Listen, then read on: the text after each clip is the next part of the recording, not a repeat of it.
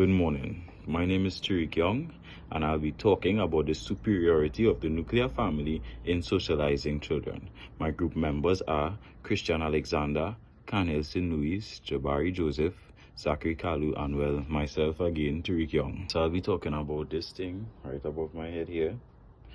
And before I do that, I would like to leave you with a quote from Alice Sterling Honig.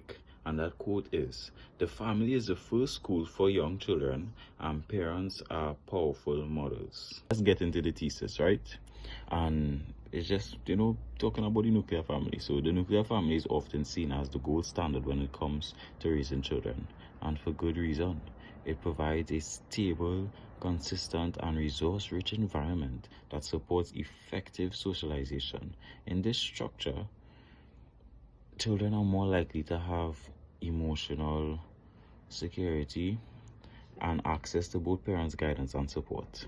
At its core, the family unit is where children learn the basics of being human. It shapes their behaviors, their values, and their social identity.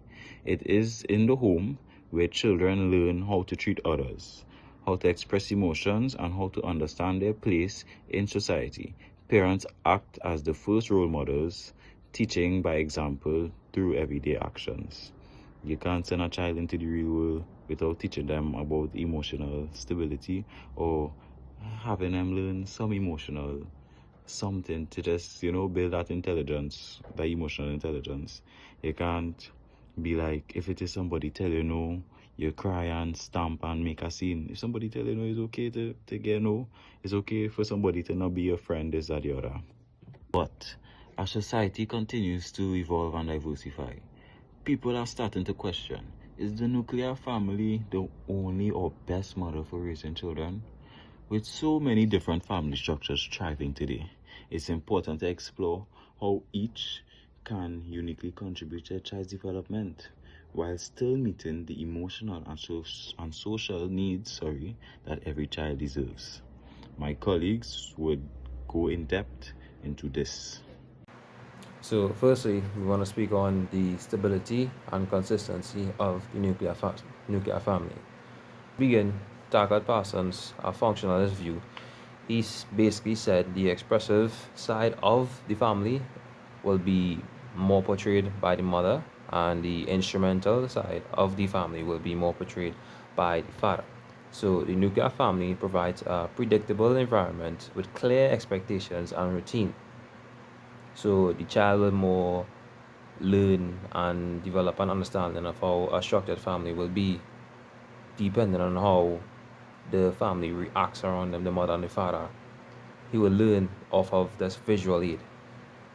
The mother will provide emotional security, and the father, including, leads to better confidence and social norm and understanding.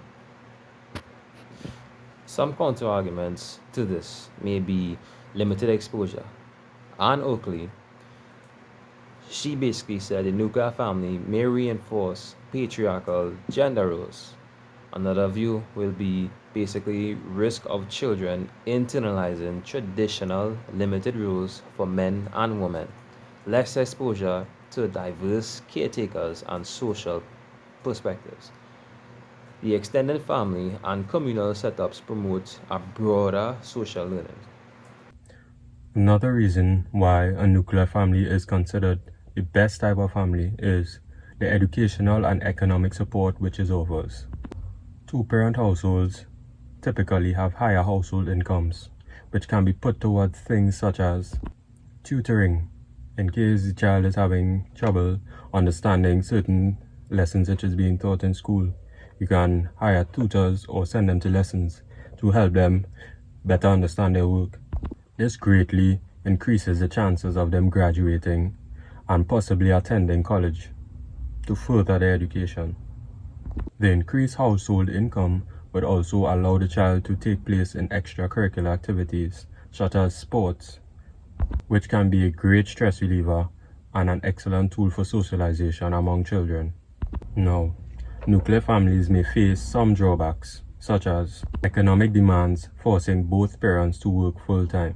This may leave the child or children feeling lonely or abandoned. The decreased quality time with children may affect their socialization skills, how they act with others. They may lash out more, they may become what people call troublemakers. Because when raising children, emotional presence and communication, not just structure, are all key. So with saying this, while there may be some inherent disadvantages to a nuclear family, the advantages far outweigh the disadvantages in my eyes and in a lot of other people's eyes as well. This is why we feel that the nuclear family is the best type of family. Authority and discipline in nuclear homes. According to Diana Boundrin, authoritative parenting, high expectation, plus warmth is the ideal. Nuclear homes often support this system through shared parental roles. Clear rules and consequences help children develop self-relegation. According to Lawrence Steinberg, adolescents in authoritative homes perform better academically and socially. Counter-argument, rigidity, and conflict among nuclear homes. Strict or authoritative rules can cause stress or rebellion among children. Lack of alternative adult perspectives may intensify household conflict among the children. Extended families offer emotional buffers and additional guidance. Flexibility, adaptability can limit in tightly structured nuclear homes. So now we want to speak about the moral development and modeling theory by Erik Erikson. So what is this theory? This theory basically addresses the development of moral values and characteristic traits through the various psychosocial crises at different stages of life. Right? So Erikson this theory basically outlines 8 stages. Okay? And these 8 stages is outline of conflict between psychological needs and also a social demand. And successful resolution of these crises does basically lead to the development of key virtues and strength. So, long story short, in accordance to the nuclear family, the early stages of the moral development and modeling theory basically is like a foundation in the nuclear family for kids, for toddlers, all right? Because the first few stages includes trust and mistrust in infancy, and then we have the autonomous versus shame and doubt in toddlerhood, right? These little outlines, these little stages is important for a child because both parents basically help the child have an understanding of how life is, and the child basically does mirror the relationship dynamics they see at home.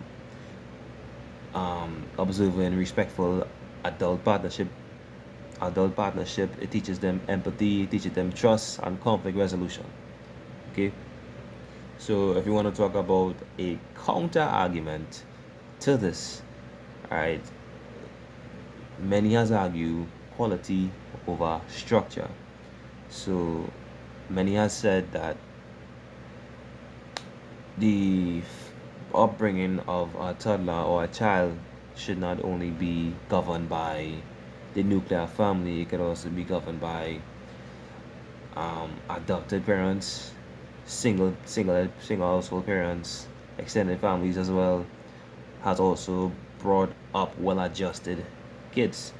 Presence of 2 parents doesn't guarantee a nurturing environment, because these 2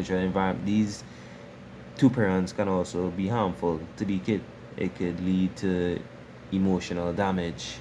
Dysfunctional nuclear families can cause like emotional harm towards the kid. Alright, so in conclusion, alright, let's talk about the conclusion. Like I said, in conclusion of the nuclear family, nuclear families help provide a structured, emotionally supportive, and resourceful environment for a kid's or a child's upbringing. It's like a foundation for them, right? Some benefits are basically stability, economic strength, consistent discipline, because it's always stressed on. It's always stressed on as a building foundation, and moral development. Acknowledging strength in alternative family is crucial. Despite limitation, the nuclear family remains reliable and effective model for child's socialization. Thank you for your patience and your time for our presentation. This is our presentation on the nuclear family as a whole and why it is important for a child's socialization and upbringing.